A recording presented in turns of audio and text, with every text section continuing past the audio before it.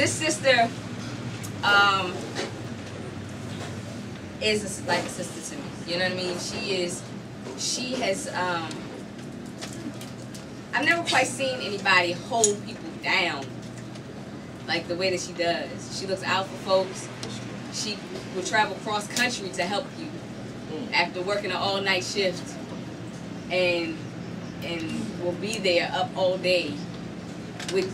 You know, it's just speaking about personal character, because oftentimes when you hear somebody's piece, it's not just their piece that you like the person, that's the character that shines through.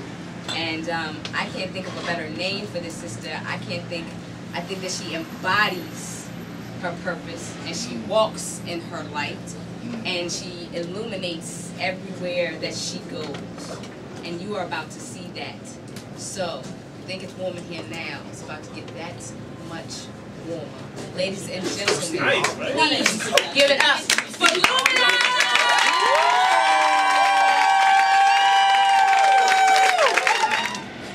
The balm in Gilead, healing is facilitated with each line read as I exhale white light. I write prolific truth wrapped around a whole grain of wisdom and beauty. For it is my duty to enlighten, brighten the path of the downtrodden, an enigma evanescent, a blessing to the traveler unquestioned, sowing seeds, tackling the deeds left behind by the cowardly. I voice my inner thoughts loudly to reassure you that you are not alone. It doesn't have to be a long road home as long as you listen. There is wisdom in what I'm spitting and power in these lines that I've written. I'm just asking for you to so much. You know, a lot of times we go through things in the past that shut us down. And you don't want to ever love again, or you're afraid to let somebody get close to you. But you never know what you're pushing away. Hi, Scorpio. You never know what you're pushing away. And even though that love might not be the time, love to last the test of time, it might just be that love to be there for those 2 weeks or those 2 months. But it's something that you need, right? Real. And resentment in my eyes, swimming. Upstreams tinted green, and they say that I have bigger fish to fry, and that there are more out there in the sea, but for some strange reason all I see is he. Mine is she, of course, because I'm praying that she becomes me, exchanging one-night stands for wedding bands and thoughts of eternal bliss. It all started with an innocent kiss, and now I'm caught up in some bullshit. Wow. That's it. Unnecessarily.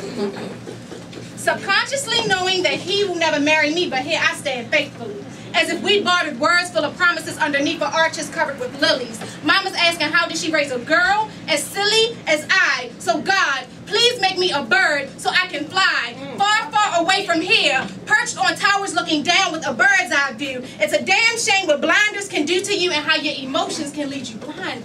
Yes. But blame it on the girl in me.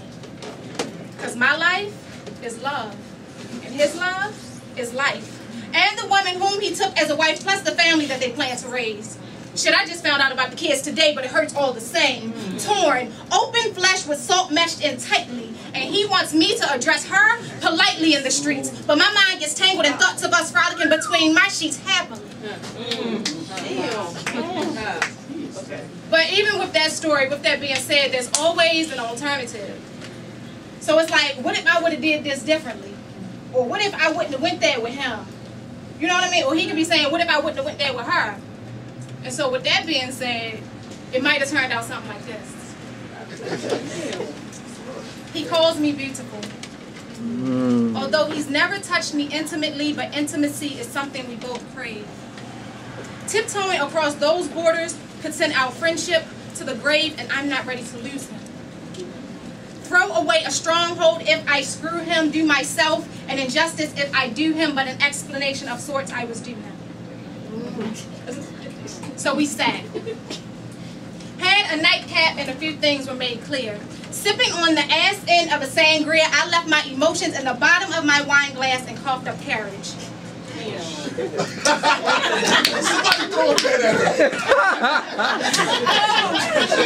Thank you. Sipping on the ass end of a sangria, I left my emotions in the bottom of my wine glass and coughed up carriage. He brought up marriage, but I wasn't his bride to be. And although in his eyes I was the epitome of beauty, he waited years to make his confession. My fleshy body. His silver cord intertwined with mine, forming platinum bloodlines as we reproduce spiritually. Because sometimes love starts with a prayer. So instead of muddying waters on this plane, we decided to journey to our Akashic records and get married there. Climb the stairway to heaven and meet Kundalini there. Combine in oneness. Let our stress melt into rainbow-colored positive energy. This man was into me and I never had a clue. I could only, the biggest thing for a lot of us is just opening ourselves up and being vulnerable. And a lot of us don't want to do it. But sometimes you have to. And I know a lot of my pieces are personal, but I think this next piece is the most vulnerable and open that I've been. I miss him holding me. Arms wrapped around torso tightly as I slept.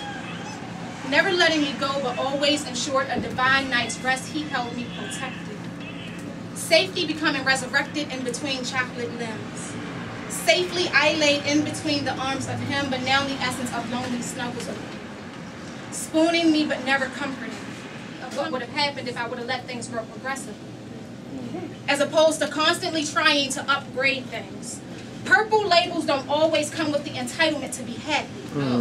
So now I hold my receipt, wondering if I can exchange the present. Presently longing for him to be in my presence because when night falls, I get lonely.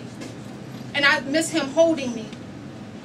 So I hold my pillow tightly, wondering how it might be if he were holding me tightly as I slept.